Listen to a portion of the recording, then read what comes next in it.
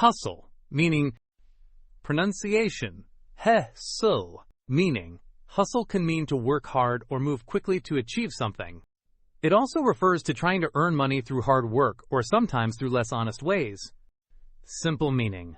Hustle equals 1. Work hard, 2. Move quickly, 3. Earn money by any means. Common uses. 1. Hustle verb. To work energetically and quickly. Example. She hustled to finish her project on time. 2. Hustle noun.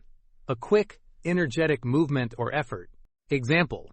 He gave a good hustle to finish the race. 3. Hustle noun. Informal. A way of making money, sometimes through less honest methods. Example. He is known for his hustle on the streets. 4.